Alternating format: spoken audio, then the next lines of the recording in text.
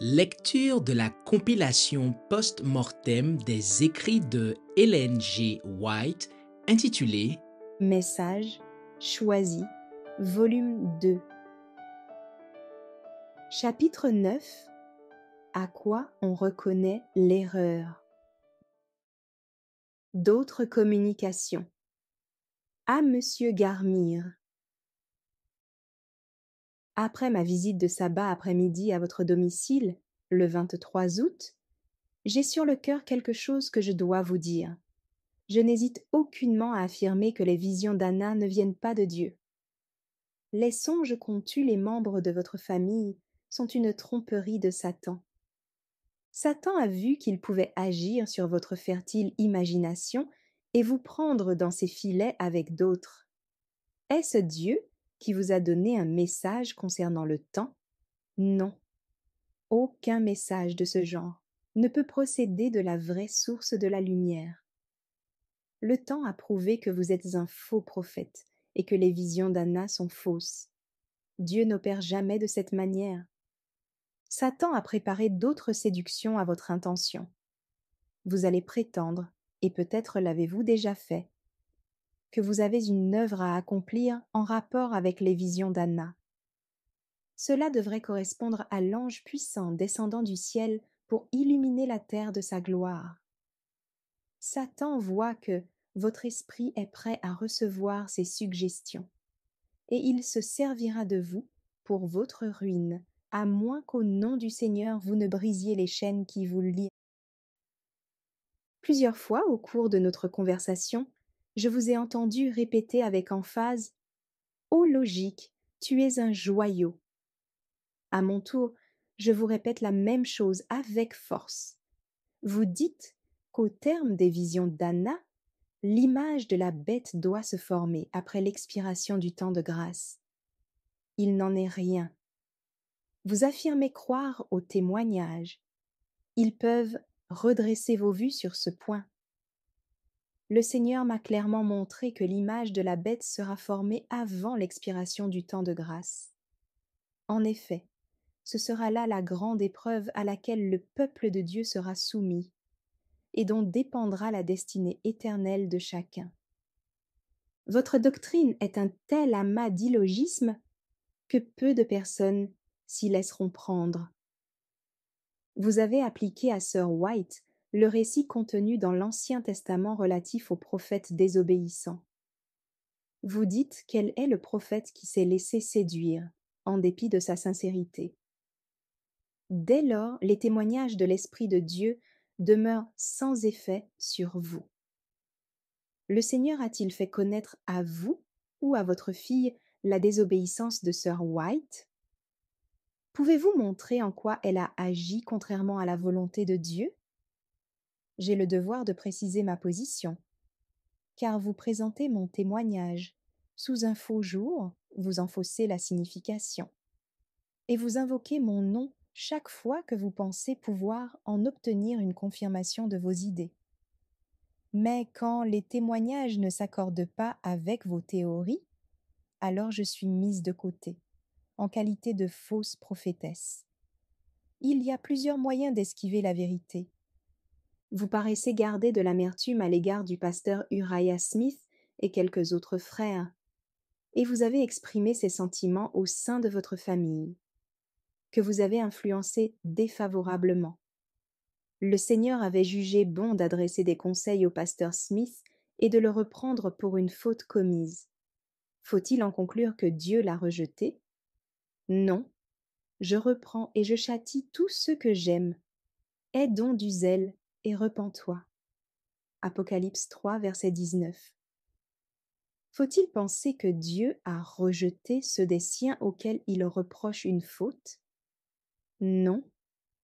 Il se commet des fautes dans l'Église, et Dieu les signale par les instruments qu'il s'est choisis, et pas toujours au moyen de témoignages. Allons-nous nous saisir de ces répréhensions et dire que Dieu refuse sa lumière et son amour à ces personnes? Non. Ce que Dieu s'efforce de faire en leur faveur suffit à prouver qu'il les aime et veut les éloigner des sentiers périlleux. Dieu s'est prononcé à votre sujet, appelant ténèbres ce que vous considérez comme une lumière venant du ciel, ainsi que les visions issues de cette erreur. Voulez-vous croire ce témoignage? Voulez-vous écouter ce que le Seigneur a dit par Sir White? Ou allez-vous jeter loin derrière vous la parole du Seigneur? Serez-vous aussi prompte à faire usage de ce témoignage et à vous l'appliquer que lorsqu'il s'agissait de répréhensions adressées à vos frères ayant commis quelque erreur? Ô logique, tu es un joyau. Lettre 11, 1890. Bon et mauvais usage d'un conseil inspiré. Mon frère, on vous a trompé, et à votre tour, vous en avez trompé d'autres. Vous n'avez pas scruté convenablement les Écritures. Il vous faut les sonder pour connaître la pensée de Dieu plutôt que pour établir votre théorie. Vous lisez la parole de Dieu à la lumière de vos vues personnelles. Vous élevez une fausse construction. Puis vous établissez autour d'elle une barricade de textes censés favorables, négligeant les passages qui en montrent la fausseté. Vous dites que la Bible est la base de votre foi. Est-ce bien vrai? J'affirme que la Bible n'appuie pas vos positions. Vous dites encore, montrez-moi par la Bible que j'ai tort et j'abandonne mes vues. Mais comment peut-on vous convaincre par la Bible aussi longtemps que vous en tordez le sens et en faites une fausse application? En agissant ainsi, vous vous coupez de l'unique source au moyen de laquelle Dieu pourrait vous atteindre et vous convaincre.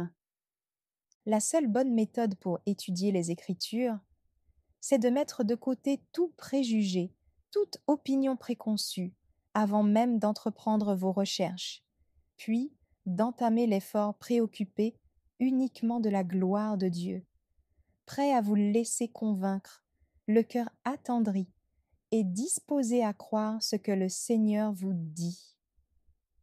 Les opinions humaines concernant l'interprétation de l'Écriture varient beaucoup entre elles, mais les Écritures ne peuvent changer au gré des idées. Le livre béni est oui et amen. Il demeure éternellement ferme.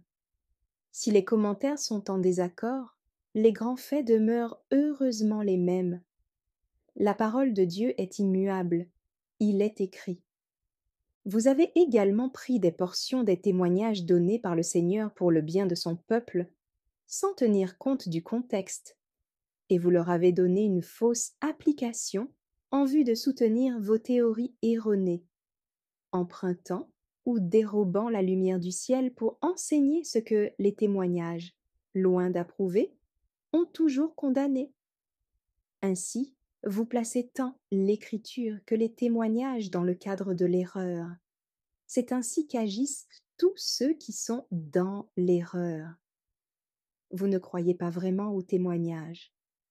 Autrement, vous auriez reçu ceux qui montrent comment vous vous êtes trompé. Vous avez bu des eaux polluées. Vous étiez prêt à accepter les suggestions de Satan pour offrir au monde quelques nouveautés étranges et surprenantes, en désaccord avec les positions que notre Église a si longtemps maintenues comme étant la vérité. Les fausses productions de votre fille vous ont enflé et fait entreprendre une grande œuvre. Vous avez été flatté, et vous êtes devenu un instrument de l'ennemi, en vue de résultats que vous ne pouvez estimer. Vous avez publié des théories hérétiques qui ne peuvent que créer de l'animosité. Le résultat est lamentable pour votre famille et pour tous ceux qui inclinent à croire vos fausses théories. Frère Garmire, vous avez à faire une œuvre que personne ne peut faire à votre place. Humiliez votre cœur devant Dieu. Confessez vos péchés. Vous convertir. Les fruits de la critique. Le Seigneur a un peuple qu'il conduit. Bien qu'il y ait certainement dans l'Église des choses qui ne sont pas correctes, ce n'est pas vous que Jésus a placé au timon pour guider l'Église. Vous ne pouvez être sauvé sans changer d'attitude. Repens-toi et pratique tes premières œuvres. Apocalypse 2, verset 5. C'est à cette seule condition que Dieu peut vous rendre sa faveur.